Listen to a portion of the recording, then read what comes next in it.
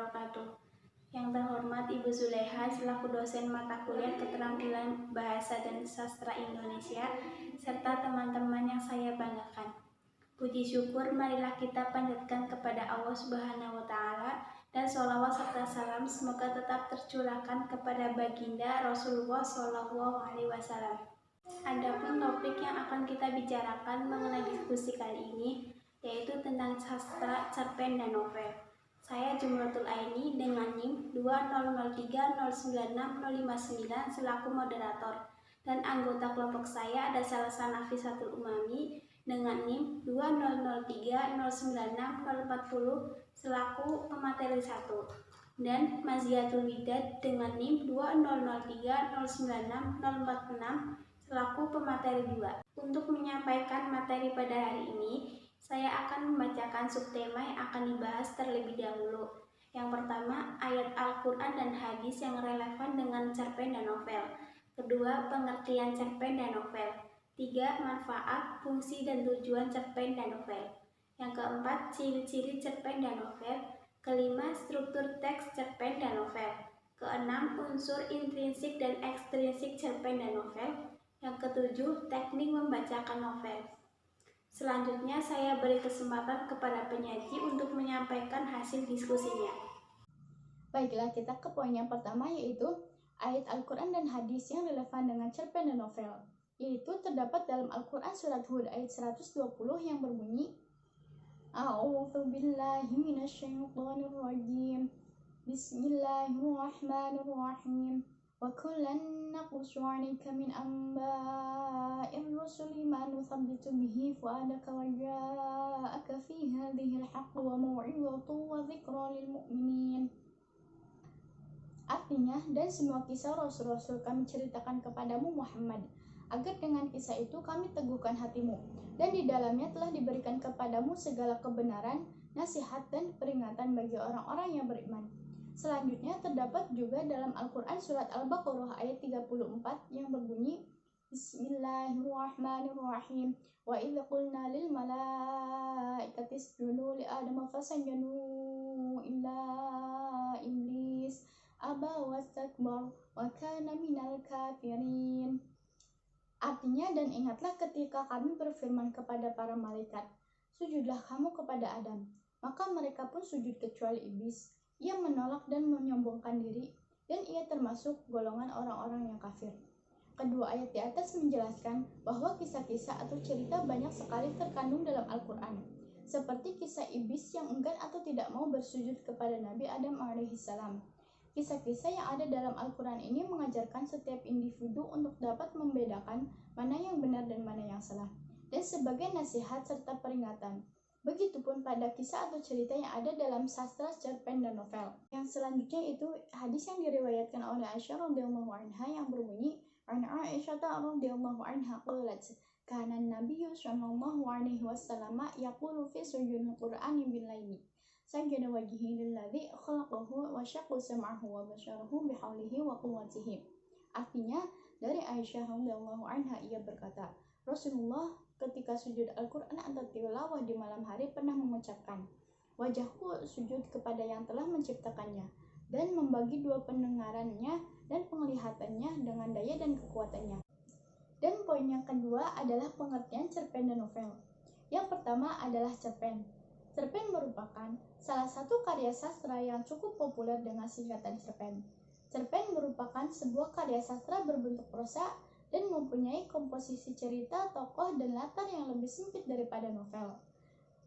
Muhardi dan Hasanuddin berpendapat bahwa cerpen adalah karya sastra fiksi atau rekaan imajinatif dengan mengungkapkan satu permasalahan yang ditulis secara singkat dan padat, dengan memiliki komponen-komponen atau unsur berupa alur, latar, penokohan, sudut pandang, gaya bahasa, dan tema serta amanat.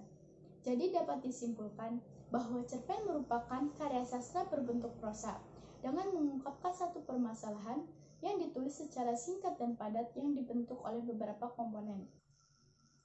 Yang selanjutnya adalah pengertian novel. Novel berasal dari bahasa Italia yaitu novella yang berarti kisah atau cerita. Isi novel lebih panjang dan lebih kompleks daripada isi cerpen. Menurut Habib Jassin, novel adalah suatu kejadian yang luar biasa dari kehidupan orang-orang luar biasa. Karena kejadian ini terlahir suatu konflik, suatu pertikaian yang akan mengalihkan jurusan nasib mereka. Menurut Dr. Nur Hadi, novel merupakan suatu bentuk karya sastra yang di dalamnya terdapat nilai-nilai budaya, sosial, pendidikan, dan moral. Novel adalah karangan yang panjang, berbentuk prosa, dan mengandung rangkaian cerita kehidupan orang dengan orang lain di sekelilingnya, dengan menonjolkan watak dan sifat setiap pelaku.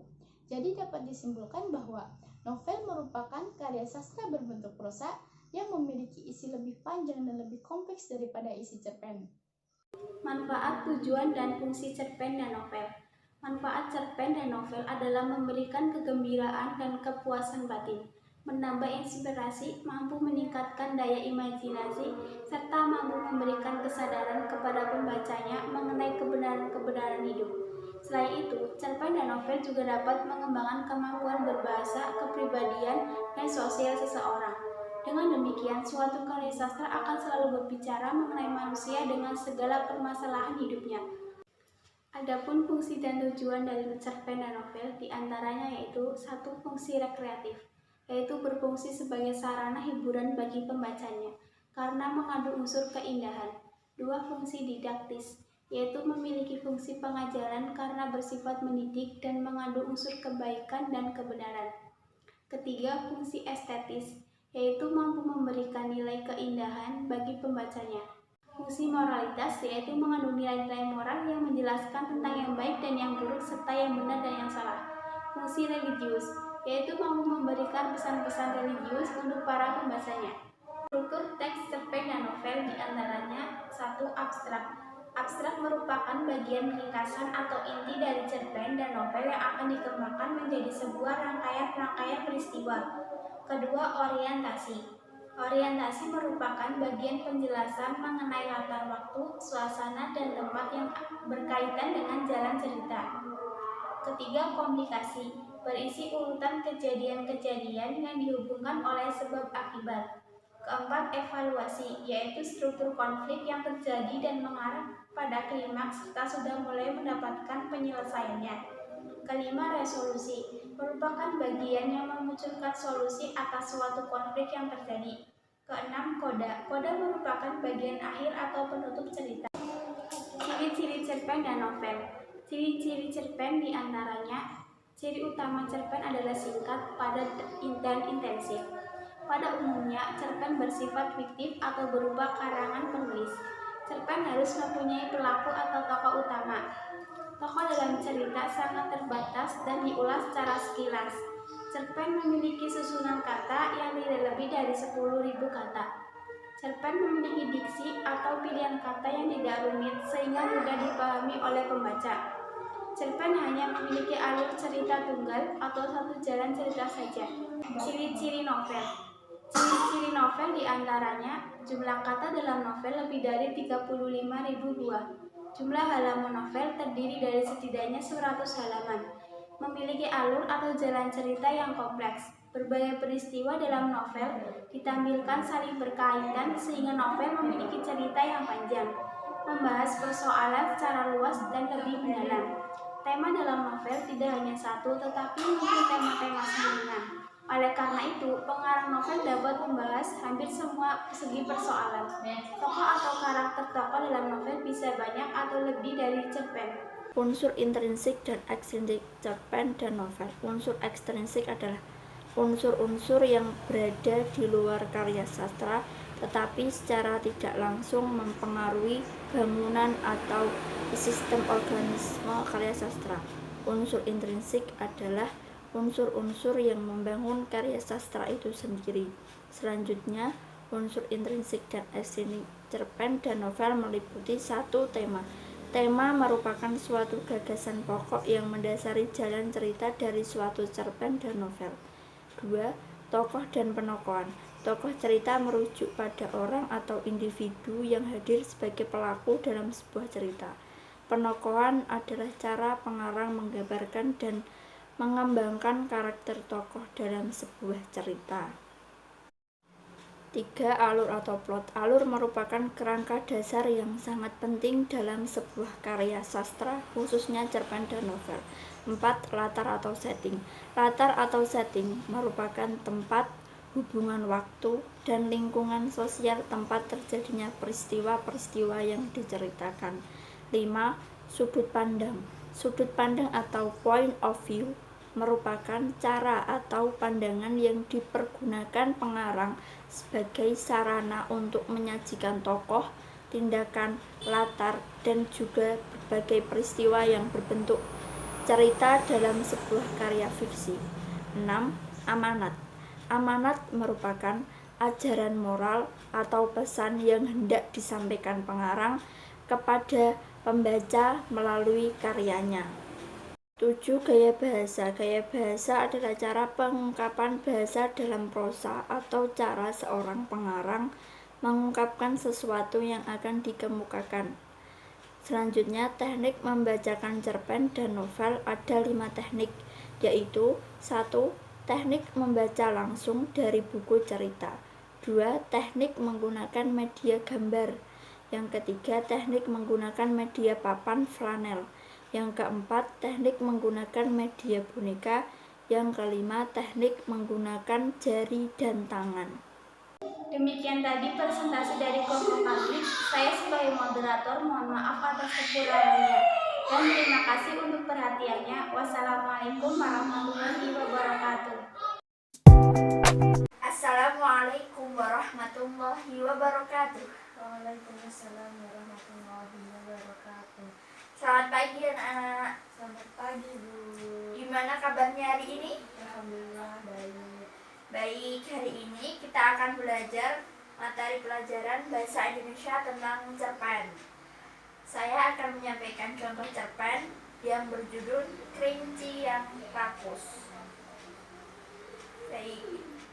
Suatu hari di tengah hutan ada seekor kelinci yang sangat rakus. Kerjanya setiap hari makan dan makan secara terus-menerus tanpa merasa kekenyangan. Di sebuah kebun, seorang petani sayur kelinci dan teman-temannya sedang asyik mencuri sayuran. Tetapi kelinci itu berbeda dengan temannya yang lain karena tidak rakus seperti dirinya. Temannya berpesan kepada kelinci itu bahwa jangan makan terlalu berlebihan. Nanti kamu kekenyangan dan tidak dapat berlari jika ada petani sayuran milik kebun ini, ucap si teman kelinci itu. Namun dia tetap saja memakan sayuran itu tanpa henti-hentinya. Tidak lama kemudian, yang diucapkan temannya tadi, seorang petani pun datang di kebun sayurnya. Petani itu langsung berlari untuk mengusir rombongan kelinci yang sedang memakan sayuran di ladangnya. Semua kelinci pun berlari dan melompat-lompat karena melihat kehadiran seorang petani sayur tersebut.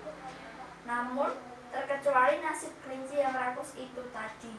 Dia tidak bisa berlari dan melompat karena kekenyangan. Karena kekenyangan, dia pun berlari dengan lambat dalam keadaan perut yang besar. Dia terjatuh dan terkena tusukan batu yang tajam hingga membuat tubuhnya terluka. Setelah sampai di rumah, teman-temannya yang lain segera masuk di dalam rumahnya. Tetapi sungguh malang sekali nasib kelinci itu. Di dekat rumahnya itu, tanpa disadari ternyata ada seekor rubah yang sedang mengintai ingin memangsanya. Sesampainya di rubah, kelinci itu tidak bisa masuk karena tubuhnya tidak muat di pintu masuk rumahnya. Karena badannya membesar akibat makan terus-menerus sehingga menyebabkan perutnya membesar. Karena tidak bisa masuk rumah, ekor kelinci itu pun digigit rubah sehingga menyebabkan ekornya putus. Oke, segitu dulu cerpen yang saya sampaikan. Sebelum kita tutup, kesimpulan dari cerpen tersebut adalah jangan makan terlalu kenyang-kenyang, nanti tidak bisa masuk rumah seperti kelinci tersebut. Oke, saya tutup pertemuan ini. Wassalamualaikum warahmatullahi wabarakatuh. Waalaikumsalam.